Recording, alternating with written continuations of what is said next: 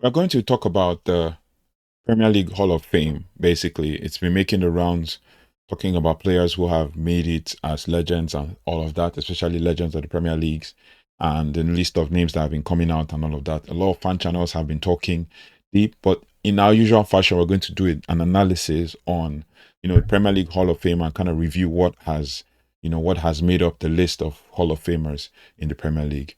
But the question is, what makes a football legend? Is it the raw numbers, the goals scored, the trophies lifted, the games won, or is it something more profound, an intangible quantity or quality that transcends the stat sheets and etches a name into the very fabric of the game itself? And this is the central question that gave birth to the Premier League Hall of Fame. Now, it was established in 2021, and this exclusive club is a curated, pantheon of the sports most influential figures, designed to recognize and honor players and managers who have achieved great success and made significant contributions to the league's history as a whole. The introduction here isn't just an accolade; it's a coronation of inductees. A coronation that inductees, will deserve. Inductees receive a personalized engraved medallion and attend a formal ceremony officially, cementing their place in the footballing immortality. So we can talk all and back and forth about this, right? But the main question here is, to even be considered a player, to even be considered as a Hall of Famer, a player must have retired from the sport before the start of the awarding season, and their candidacy is judged solely on their domestic performances in the Premier League, with no other competitions taken into account. The selection is a meticulous process with an initial shortlist created by an expert panel, followed by a public opinion poll to determine the final inductees, and then the dual approach ensures that both expert analysis and fan sentiment contribute to the final decision. Right now, the creation of a formal institution, of this formal institution, marks a significant moment in the league's history, and it's an act of self, mythologizing, mythologizing a deliberate move to transition from a new commercially independent league as it was founded in 1992 to historic institution with its own pantheon of gods. Now, the evolution from an ad hoc teams of the decade to a permanent Hall of Fame solidifies the league's legacy, establishing a narrative that these inductees are not just, great players. They are also they are the very foundation of the modern league's identity. Now, the two kings of the goal scoring throne, basically, when we talk about Hall of Famers, we could go into details talking about goal scorers, right? So the first aspect of this goal of the Hall of Fame um, review are the two kings of the goal scoring throne. The narrative of Premier League's greatness often begins with goal scorers, and no discussion is complete without, contrasting the league's two most iconic strikers, Alan Shearer and Thierry Henry. Their legacies represent two very different paths to immortality, mirroring the league's own evolution. First, Alan Shearer, an unrelenting goal scoring machine. Shearer's place in the pantheon is secured by a single staggering number, 260, and this is the record for all-time Premier League goals. A tally that has stood for over a decade, and a figure that will be difficult for anyone to surpass. His career path tells a story of both collective and individual triumphs.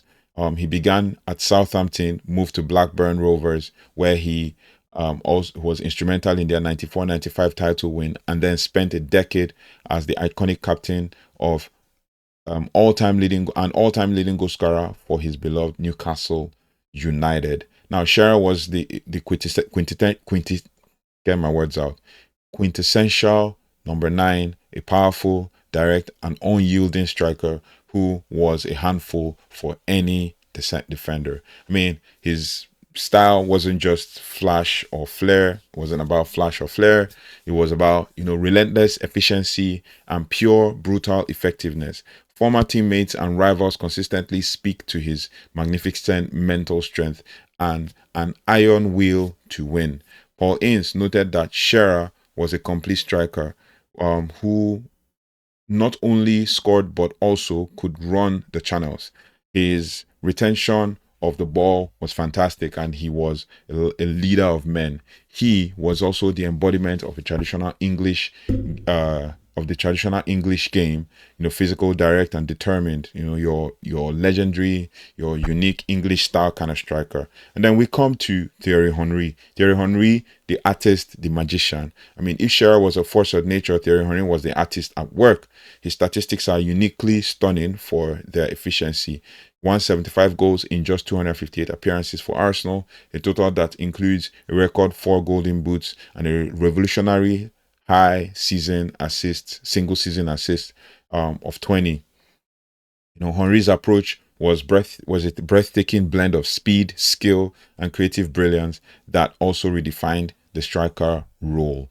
He, defining his defining moments is often, considered to be the famous goal against Manchester United in 2000, in year 2000, where he received the ball with his back to goal, flicked it up, swiveled, and struck an audacious volley that sailed over the head of goalkeeper Fabian Barthez at the time and into the top corner.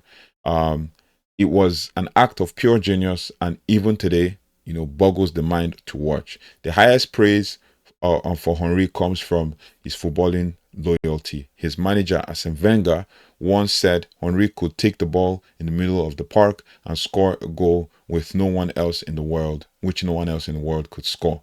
Right. Meanwhile, Zinedine Zidane, Henry's teammate, and fellow footballing icon, declared that Henry was probably technically the most gifted footballer ever to play the beautiful game.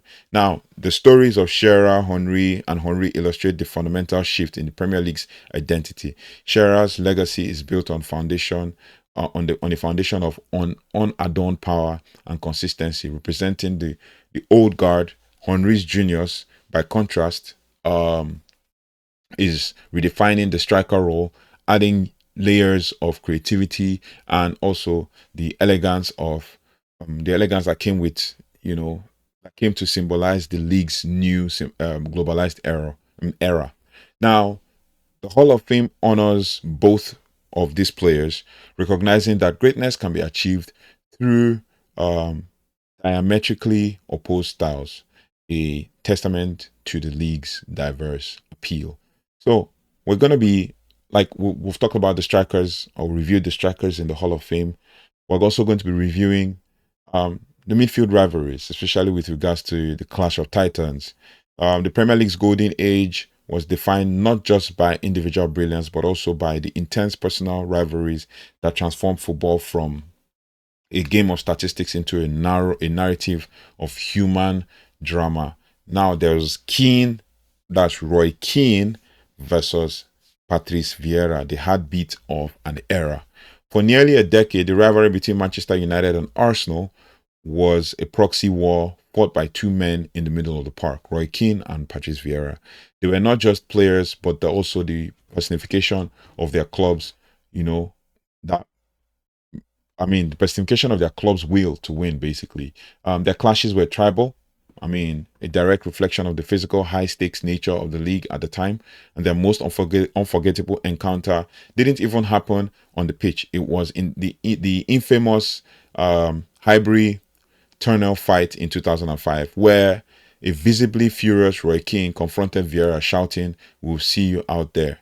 The single intense moment encapsulates the psychological intensity of their battle, and it is remembered by many more than the game itself. The surprising twist to their story is the animosity turned into a deep mutual respect. Years later, Vieira confessed that Keane was his favorite enemy, and Keane returned the compliment by stating that he always knew I had, to be a very, very, very, very be my very, very, very, very best against him, in the exact words of Roy Keane. Their rivalry was a crucial emotional core that shaped the league's identity and global appeal. Now, Lampard and Gerrard. These are another two Hall of Famers, right? The eternal debate, basically. I remember those days people would ask, who's better, Lampard or Gerrard? Now the debate over who was the best player, Frank Lampard or Steven Gerrard, is a question that has divided football fans for years. Many people will believe that Lampard was better, others believe that Gerrard was better. And when you look at, some other fans like Manchester United fans, they would say neither was better than Paul Scholes and all of that. But it was a rivalry that was not born of animosity, but also of national obsession with two colossal box-to-box midfielders from England's so-called golden generation. The facts of the matter are that Lampard, with 177 goals, is the highest scoring midfielder in Premier League history, surpassing Gerrard 120 goals. Lampard also recorded more assists with 102 to Gerrard's 92. However, their combined legacy is also marked by the great paradox. While individually brilliant, they famously struggled to coexist in the English national team's midfield. Rio Ferdinand always talked about this a couple of times. It was a struggle for having, because in the English Premier League, you needed one defensive midfielder and one attacking midfielder, or one box to box. And you could see that the English Premier in the English midfield in national team level, they always play the 4-4-2.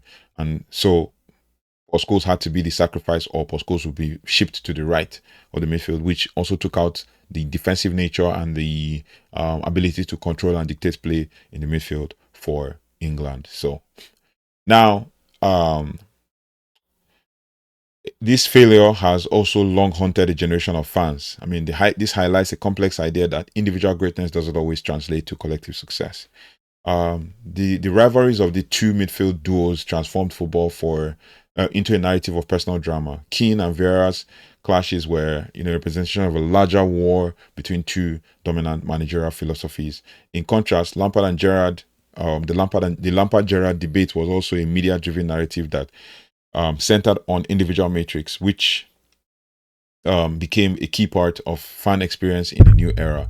Both types of rivalries were crucial in shaping the league's narrative and cementing its place in the public imagination.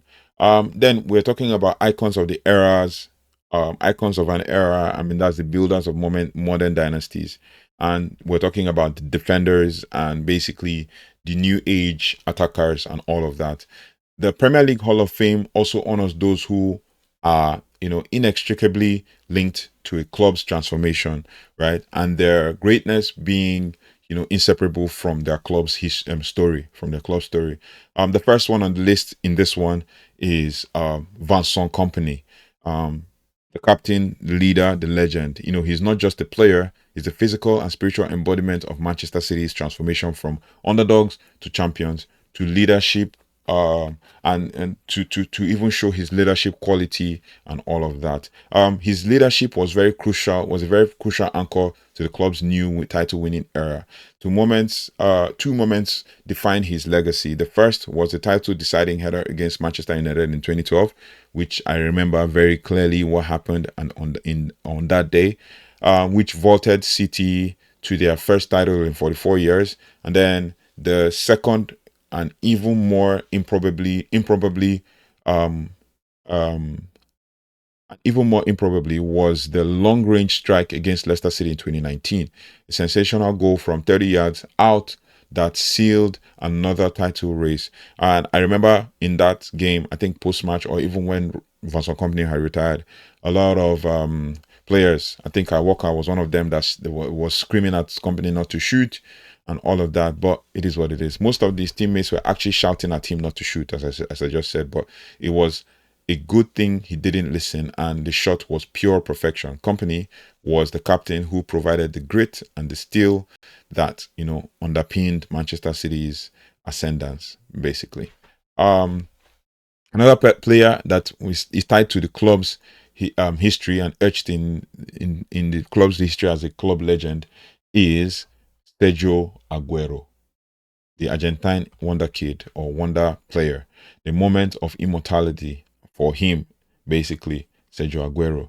There was just one moment for him that stood out, and that is the moment where Sergio Agüero. No goal better. There's no goal that better describes Sergio Aguero's immortality for Manchester City. It encapsulates a player's legacy, especially with that goal against Crystal Palace. I remember Manchester United were playing Sunderland on the day. The stage was set on the final day of the 2011-2012 campaign, with 93 minutes and 20 seconds on the clock. I remember he dribbled past Taiwo. Yeah, I remember Queen's Park Rangers left back. I think he even made the mistake that led to the goal. City were losing 2-1 and the title seemed lost. Then a moment of chaos, a burst of speed from Agüero, and a low, powerful shot. Commentator Martin Tyler's immortal shriek, "Agüero!" He since became part of football's folklore. The singular moment of brilliance clinched City's first title and then cemented Aguero's place in history. The human element of this myth is revealed in Aguero's own humble admission that he didn't intend for the shot to be the killer blow. He simply didn't want to kick the ball in a certain way, adding a layer of accidental genius to a transcendent event, basically, with that Agüero goal against Queen's Park Rangers. The next person on our list here is Didier Drogba. He's the ultimate big game player. Drogba's greatness is defined by the ability to perform on the greatest stages. Across 10 major finals for Chelsea, the Ivorian scored an astounding 9 goals, a record that cements his legacy as one of football's most clutch performers. Now, he was a physical striker with pace, power, and skill, and he was instrumental in helping Chelsea to 2 successive Premier League titles in 2004-2005 and 2005-2006. And his iconic moment included, scoring the only goal in the FA Cup final at the new Wembley Stadium in 2007, and most famously scoring the equalizing goal and the decisive penalty in the 2012 Champions League final to secure Chelsea's first ever trophy in that competition. So that is Didier Drogba for you, basically how iconic he is. But the Premier League Hall of Fame focuses on players who have made significant impacts in their club as far as the Premier League is concerned. So we're focusing on that of the Premier League. Now, for Peter Schmeichel and Tony Adams, this was more like with regards to defensive legends, right? The Hall of Fame also acknowledges 2 defensive pillars who defined an era of their, respective clubs. Peter Schmeichel was doubled the bargain of the century by Sir Alex Ferguson when he joined Manchester United. He was a fierce competitor, renowned for his loud criticism of defenders, and his career was also capped by the treble-winning season in 1999 season. Schmeichel had already decided to leave the club after the Champions League final, and then the glorious victory ensured his departure was on the ultimate high especially as a Manchester United player. Now, there is also Tony Adams, Mr. Arsenal, one of the club's, a one-club man, one of the club's legends, and the rock at the heart of the defense for Arsenal. He captained a title-winning team in 3 different decades and led the famous back 4. Adams' legacy is also one of immense, personal reliance, as well as he overcame struggles with alcoholism.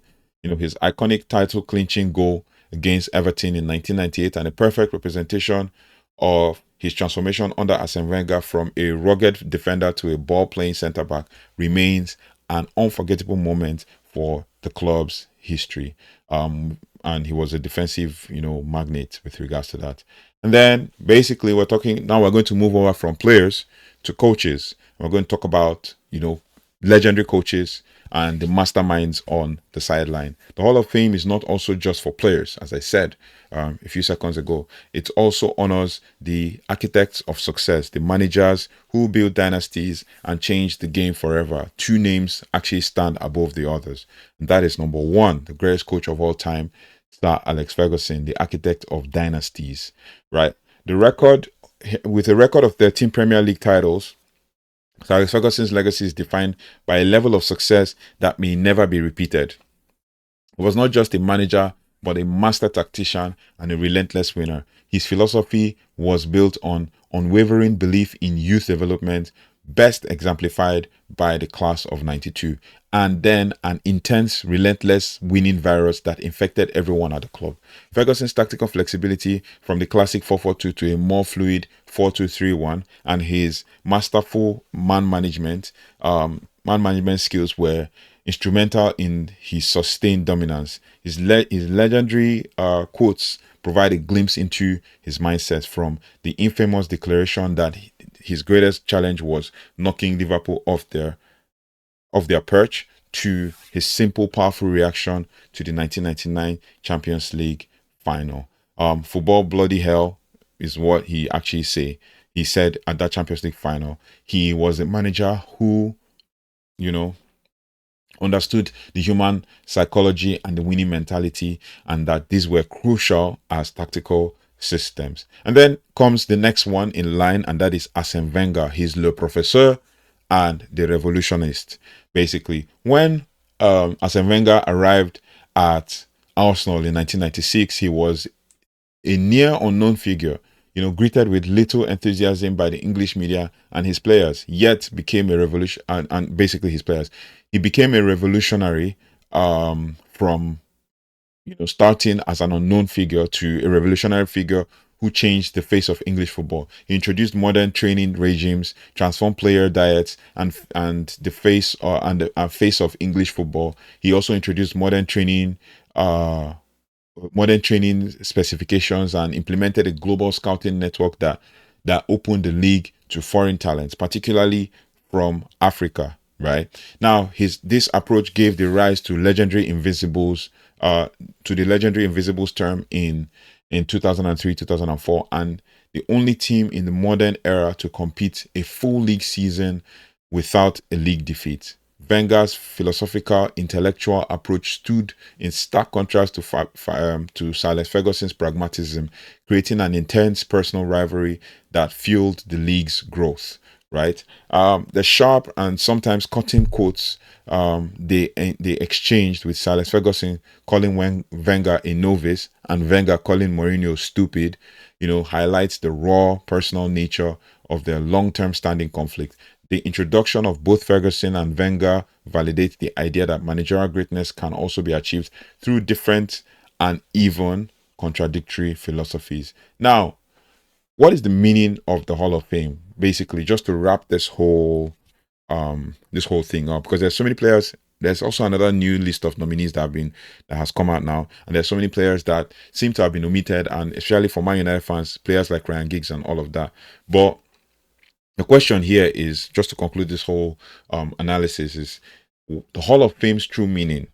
Basically, the Premier League Hall of Fame is more than just a list of names. Some people could be left out, but it is what it is. You have to just, roll with the punches, right? It's a living history book, a celebration of the unique characters, defining moments, and the deep rivalries that have made the league the global spectacle it is today. The parts of Immortality are varied and unique, basically. They are forged in Alan Shearer's relentless pursuit of goals, Thierry Henry's breathtaking artistry, the intense midfield duels of Roy Keane and Patrick Vieira, and the national debate that surrounded Frank Lampard and Steven Gerrard.